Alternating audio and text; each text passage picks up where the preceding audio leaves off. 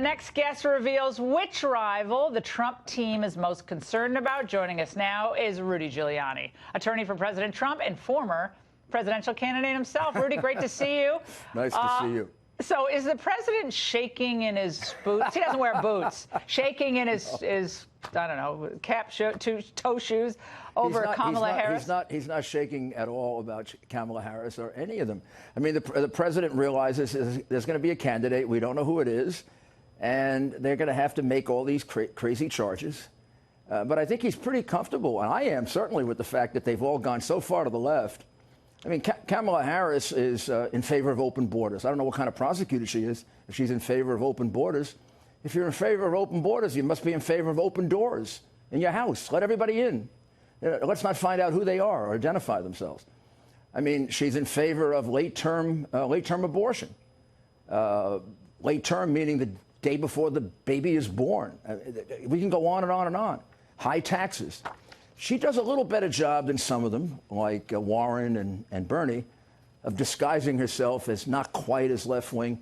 But when you examine her positions, she's very, very left-wing. And I think she's a flavor of the month because Joe couldn't defend himself. It was kind of pathetic. I mean, she eviscerated him, and I thought it wasn't with very much. And I think we got a very, very big signal from Michelle.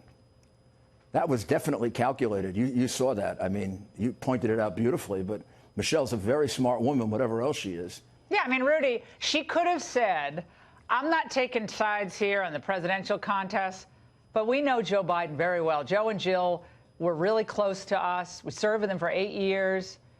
Not a racist bone in his body. Well, that's easy to say. Isn't that easy to say? And she went out of her, I think she went out of her way, both of them, not to say that. I mean, but you don't hear peep out of Barack Obama unless it's some side swipe at Trump without really mentioning him by name. But I found that to be, also, I kind of found that to be graceless on the part of the Obamas. Yeah. At a bare minimum, Biden is entitled to, he's not a racist. They know, and also he's not. Look, I have a lot of issues with Biden, including what appears to be a lot of corruption in China and Ukraine. You know, hundreds of millions one place, billions other place. While he's negotiating for America, his son is pulling down millions of dollars, and Joe is taking him there on Air Force Two. Come on. You know, if that were one of us, we'd be indicted by now. But I believe the Democrats aren't touching that yet because they're trying to take him out on his lack of competence. And they seem, and Joe and Rudy, they seem very and surprisingly unprepared.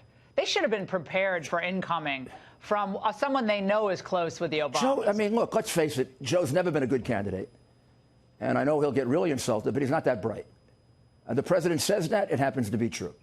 Everybody always says, oh, he's funny, he's Uncle Joe.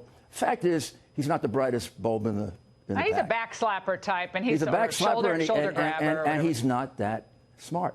But Rudy, Jill spoke out tonight, and she's the rest of these people are smart. Yeah, Obama's smart. Yeah.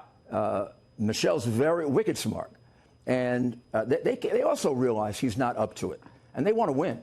And I think they feel that Joe is going to self-implode at some point, and they want him out. Well, Jill Biden spoke out tonight, and they were clearly stunned and ill-prepared for this attack. Let's watch. Biggest surprise for you so far? The biggest surprise, I think, was the debate. I think, I think probably Kamala was a little bit of a surprise. I think that's the biggest surprise so far. Again, how are you not prepared for that? That's almost a disqualifying in and of itself. Of course it is. I mean, if you're not prepared for Kamala, are you prepared for Kim Jong-un and Putin and the people in China? No, they made too much money in China. Honestly, honestly, Joe isn't prepared. Yeah. That's the sad truth about him. All right, Rudy, we got a lot of other topics I want to get to because I think we destroyed that topic. I want to get to what Attorney General Barr said about Mueller's upcoming testimony next week. Watch. I was disappointed to see him subpoenaed because I don't think that serves any purpose dragging Bob Mueller up if he, in fact, is going to stick to the report. It seems to me the only reason for doing that is to create some kind of public spectacle. And if Bob decides that he doesn't want to be subject to that, then the Department of Justice would certainly back him. What do you make of those comments? I think that, the Attorney General realizes this has gone way beyond what normally happens and way beyond the bounds of ethics and discussing the facts about somebody about whom you're not going to bring charges. I mean, a 400+ page report, a 10-minute sort of suggestive press conference, and now we're going to repeat it all with, this kind of glorified testimony.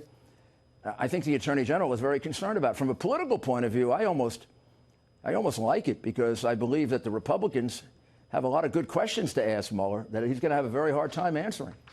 And I think the net of this is going to be that people are going to have more questions about Mueller after it's over than before they go in. But you know what?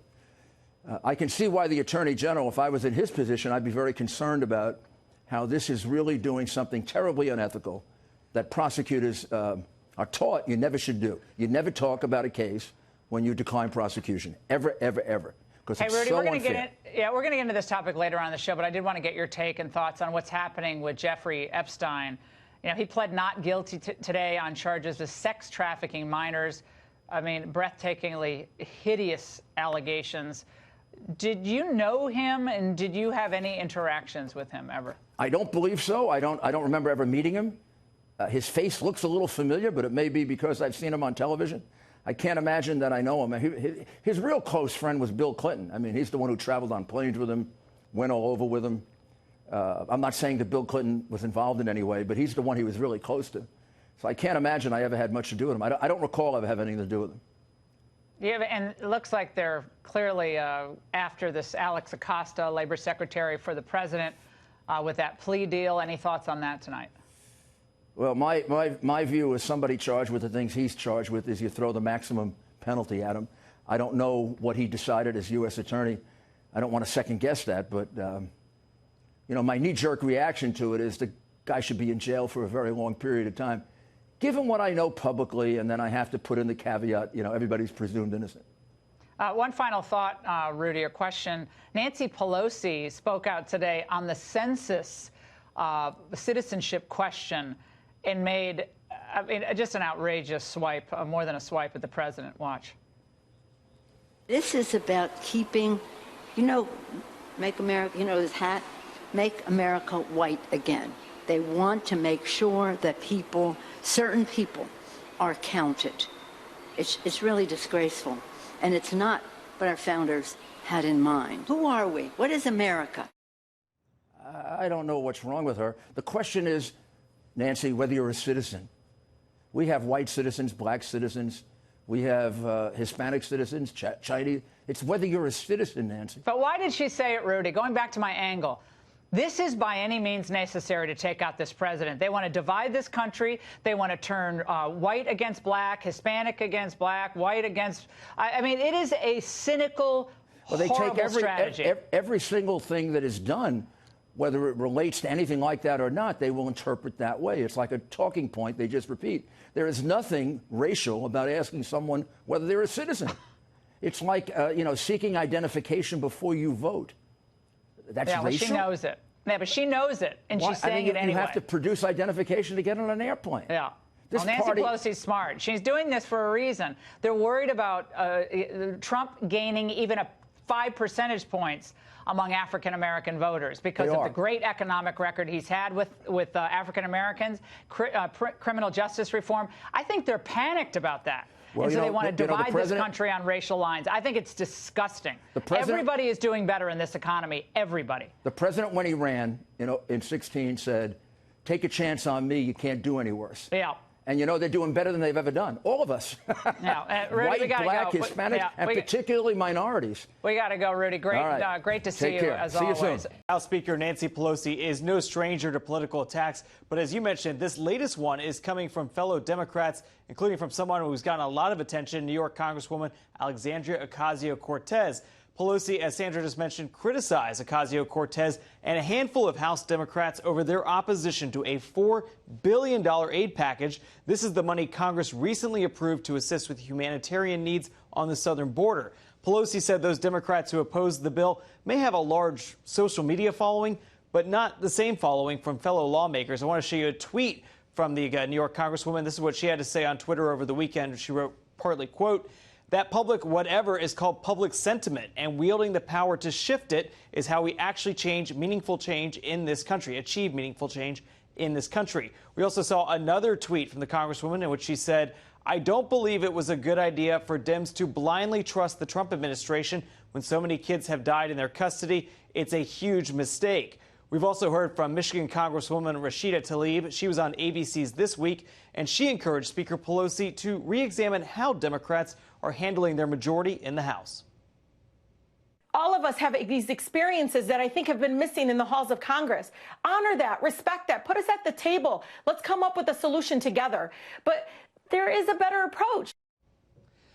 Later this week, House Democrats are going to be spending a lot of time discussing treatment at migrant detention centers. The House Government Reform and Oversight Committee is going to be having a hearing on that issue. That's going to be happening on this Wednesday. Sandra? All right, Mark Meredith, thank you.